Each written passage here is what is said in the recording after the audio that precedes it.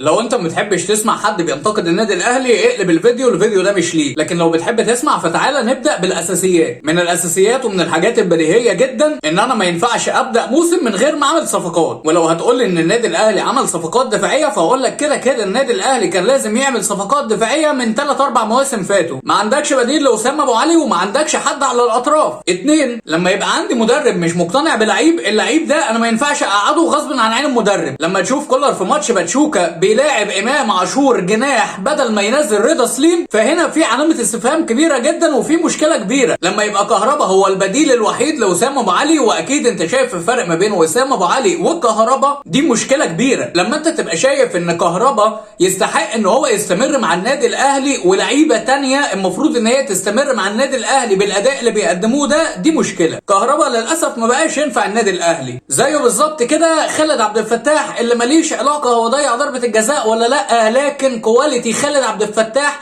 لا هو متميز هجوميا ولا متميز دفاعيا. اما بالنسبه للاجنحه فتعالى نضحك مع بعض. بيرسي تاو اللي لم يعد بيرسي تاو، حسين الشحات اللي بيمشي على سطر وبيسيب 10 سطور ويمكن 20 سطر، واللي بالمناسبه حسين الشحات دلوقتي داخل في 32 سنه. طاهر محمد طاهر اللي يمكن اشتغل على نفسه لكن مش بنفس مستوى البطولات اللي انت بتلعبها. وكولر لو حابب ان هو يمشي فالمفروض ان انت تمشيه، مش هتقعده بالعافيه ومش هتقعده غصب. كولر تحس ان هو خلاص مش هقدر اقول لك ان هو ما بقاش عنده حاجه يقدمها. يمكن الراجل فقد الشغف، يمكن الراجل بقى شايف ان هو خلاص يعني عمل كل حاجه مع النادي الاهلي، ما عندهوش حاجه جديده يعملها. النادي الاهلي يا صديقي في اخر 4 ماتشات تقريبا يعني مسجل هدف وحيد. ومن الحاجات الغريبه جدا ان وسام ابو علي بالكواليتي بتاعته يطلع في الدقيقه حاجه و70 عشان ينزل كهربا، وينزل كهربا وتجيله فرصه من اسهل الفرص اللي ممكن تيجي لاي مهاجم في الدنيا. لو ابن اخوك او ابن اختك اللي عندهم 4 أو 5 سنين جات له الفرصه دي هو بنسبه 100% هيجيبها جول. لكن كهربا كان ليه راي تاسع خالص. ومش بس كده، كهربا ما يكتفيش ان هو يدي الجمهور الاهلي العلقه دي، كهربا كمان بيخش يشوط ركله الجزاء الحاسمه اللي لو كانت دخلت كان الاهلي كسب، وبيقرر ان هو يدي الجمهور الاهلي علقه تانية عشان جمهور الاهلي خلاص يجيب اخره من كهربا. وعلامه استفهام كبيره جدا حوالين الشناوي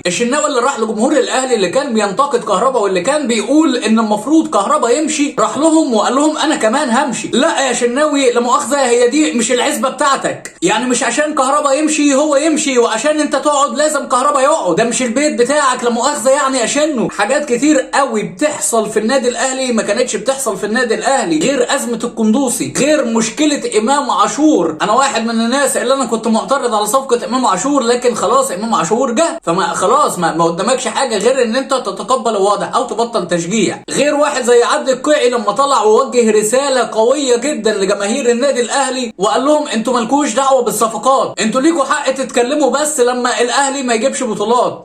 والاهلي اهو ما بقاش يجيب بطولات يا كابتن عدلي. وما ننساش برضو التصريح الغريب بتاع الشناوي ان هو ما بيحبش جماهير بتاعه برج العرب او الجماهير بتاعه اسكندريه، وعشان كده هو ما راحش احتفل معاهم. علامات استفهام كبيره جدا وغريبه جدا وخطيره جدا بقت موجوده في النادي الاهلي بقالها فتره كبيره جدا جدا جدا، لكن محدش بيتكلم عنها وكله بياكل عيش. وعشان كده بكل بساطه خليني اقول لك ان النادي الاهلي ما بقاش هو النادي الاهلي.